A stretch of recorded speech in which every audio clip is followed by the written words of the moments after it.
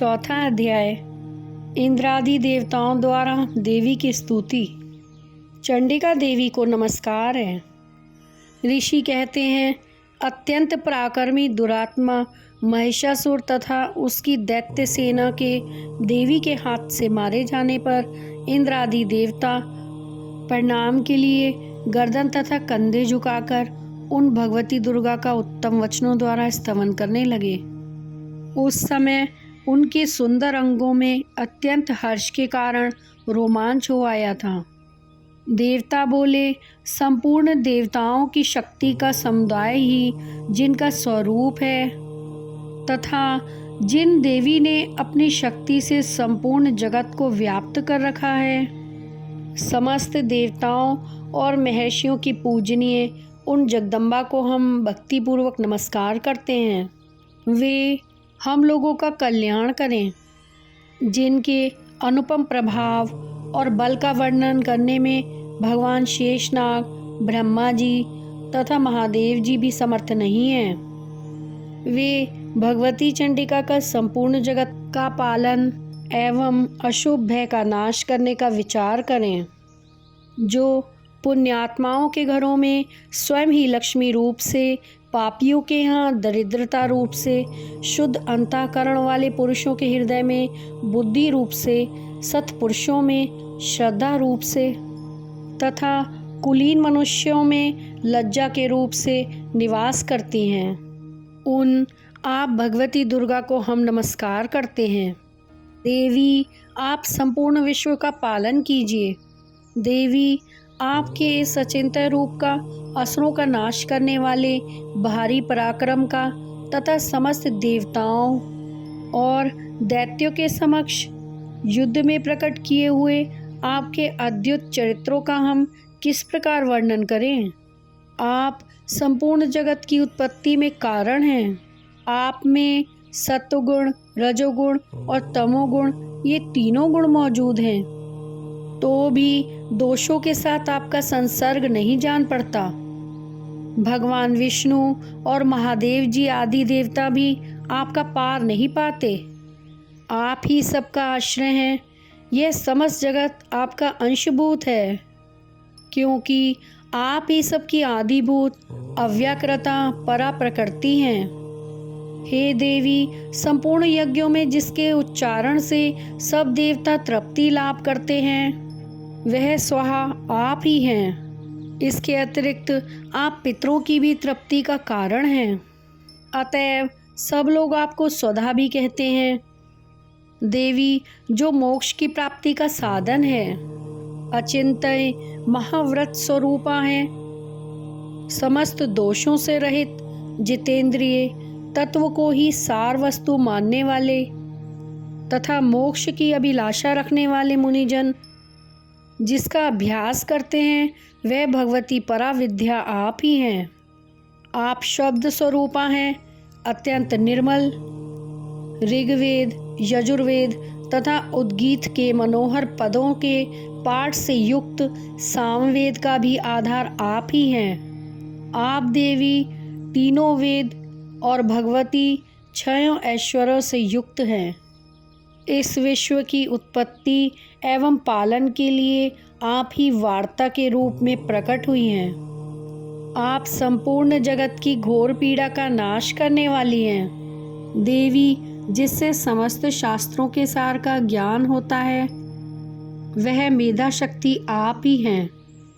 आपकी कहीं भी आसक्ति नहीं है। कैटभ के शत्रु भगवान विष्णु के वक्षस्थल में एकमात्र निवास करने वाली भगवती लक्ष्मी तथा भगवान चंद्रशेखर द्वारा सम्मानित गौरी देवी भी आप ही हैं। आपका मुख मंद मुस्कान से सुशोभित, निर्मल, पूर्ण चंद्रमा के बिंब का अनुकरण करने वाला और उत्तम सुवर्ण की मनोहर कांति से कमनीय है। तो उसे भी देखकर महिषासुर को क्रोध हुआ और सहसा उसने उस पर प्रहार कर दिया। यह बड़े आश्चर्य की बात है। देवी, वही मुख जब क्रोध से युक्त होने पर उदय काल के चंद्रमा की भांति लाल और तनी हुई बाहों के कारण विकराल हो उठा, तब उसे देखकर जो महिषासुर के प्राण तुरंत नहीं निकल गए, यह उससे भी बढ़कर आश्चर्य की बात है, क्योंकि क्रोध में भरे हुए यमराज को देखकर भला कौन जीवित रह सकता है। हे देवी, आप प्रसन्न हो। परमात्मा स्वरूपा, आपके प्रसन्न होने पर जगत का अभ्युदय होता है और क्रोध में भर जाने पर आप तत्काल ही कितने कुलों का सर्वनाश कर डालती हैं। यह बात अभी अनुभव में आई है, क्योंकि महिषासुर की यह विशाल सेना क्षण भर में आपके कोप से नष्ट हो गई है। सदा अभ्युदय प्रदान करने वाली आप जिन पर प्रसन्न रहती हैं, वे ही देश में सम्मानित होते हैं। उन्हीं को धन और यश की प्राप्ति होती है। उन्हीं का धर्म कभी शिथिल नहीं होता, तथा वे ही अपने हष्ट पुष्ट स्त्री, पुत्र और भृत्यों के साथ धन्य माने जाते हैं। हे देवी, आपकी ही कृपा से पुण्यात्मा पुरुष प्रतिदिन अत्यंत श्रद्धापूर्वक सदा सब प्रकार के धर्मानुकूल कर्म करता है और उसके प्रभाव से स्वर्गलोक में जाता है। इसलिए आप तीनों लोकों में निश्चय ही मनोवांछित फल देने वाली हैं। माँ दुर्गे, आप स्मरण करने पर सब प्राणियों का भय हर लेती हैं और स्वस्थ पुरुषों द्वारा चिंतन करने पर उन्हें परम कल्याणमयी बुद्धि प्रदान करती हैं। दुख, दरिद्रता और भय को हरने वाली देवी आपके सिवा दूसरी कौन है, जिसका चित्त सबका उपकार करने के लिए सदा ही दयार्द रहता है।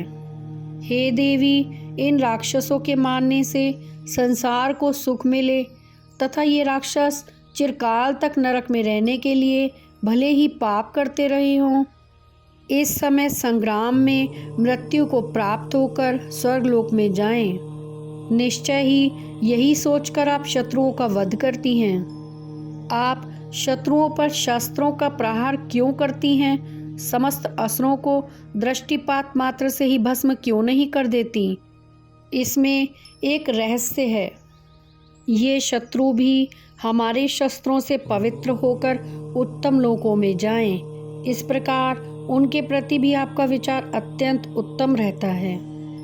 खड्ग के तेज पुंज की भयंकर दीप्ति से तथा आपके त्रिशूल के अग्रभाग की घनीभूत प्रभा से चौंधियाकर जो असुरों की आंखें फूट नहीं गईं, उसमें कारण यही था कि वे मनोहर रश्मियों से युक्त चंद्रमा के समान आनंद प्रदान करने वाले आपके सुंदर मुख का दर्शन करते थे। हे देवी, आपका शील दुराचारियों के बुरे बर्ताव को दूर करने वाला है। साथ ही यह रूप ऐसा है जो कभी चिंतन में नहीं आ सकता और जिसकी कभी दूसरों से तुलना भी नहीं हो सकती, तथा आपका बल और पराक्रम तो उन दैत्यों का भी नाश करने वाला है जो कभी देवताओं के पराक्रम को भी नष्ट कर चुके थे। इस प्रकार आपने शत्रुओं पर भी अपनी दया ही प्रकट की है। वरदायिनी देवी, आपके इस पराक्रम की किसके साथ तुलना हो सकती है? तथा शत्रुओं को भय देने वाला एवं अत्यंत मनोहर ऐसा रूप भी आपके सिवा और कहाँ है? हृदय में कृपा और युद्ध में निष्ठुरता, ये दोनों बातें तीनों लोकों के भीतर केवल आप में ही हैं। हे माता, आपने शत्रुओं का नाश करके इस समस्त त्रिलोकी की रक्षा की है। उन शत्रुओं को भी युद्ध भूमि में मारकर स्वर्गलोक में पहुंचाया है तथा उन्मत्त दैत्यों से प्राप्त होने वाले हम लोगों के भय को भी दूर कर दिया है। आपको हमारा नमस्कार है। हे देवी, आप शूल से हमारी रक्षा करें। हे अंबिके, आप खड्ग से भी हमारी रक्षा करें तथा घंटा की ध्वनि और धनुष की टंकोर से भी हम लोगों की रक्षा करें।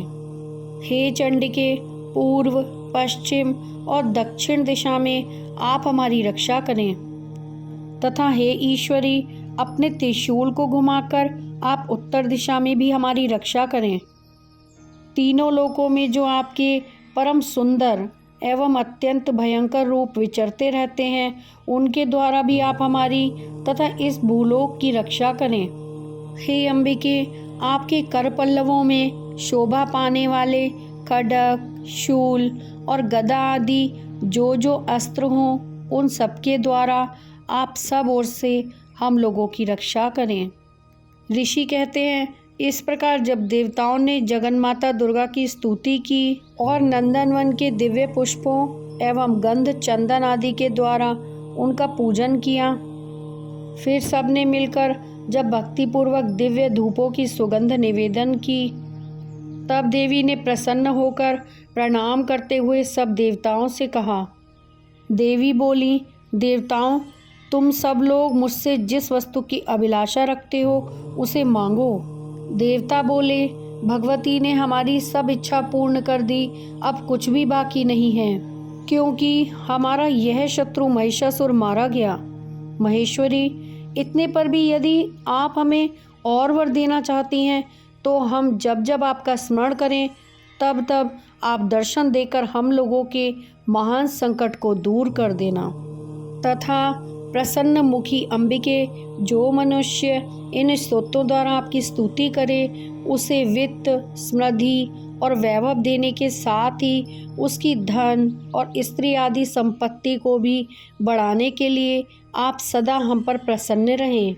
ऋषि कहते हैं, हे राजन, देवताओं ने जब अपने तथा जगत के कल्याण के लिए भद्रकाली देवी को इस प्रकार प्रसन्न किया, तब वह तथास्तु कहकर वहीं अंतर्ध्यान हो गई। भूपाल, इस प्रकार पूर्व काल में तीनों लोकों का हित चाहने वाली देवी जिस प्रकार देवताओं के शरीरों से प्रकट हुई थी, वह सब कथा मैंने कह सुनाई। अब पुनः देवताओं का उपकार करने वाली वे देवी दुष्ट दैत्यों तथा शुंभ निशुंभ का वध करने एवं सब लोकों की रक्षा करने के लिए गौरी देवी के शरीर से जिस प्रकार प्रकट हुई थी, वह सब प्रसंग मेरे मुँह से सुनो। मैं उसका तुमसे यथावत वर्णन करता हूँ। इस प्रकार श्री मार्कंडेय पुराण में सावर्णिक मनवंतर की कथा के अंतर्गत देवी महात्म्य में देवताओं द्वारा देवी की स्तुति नामक चौथा अध्याय पूरा हुआ।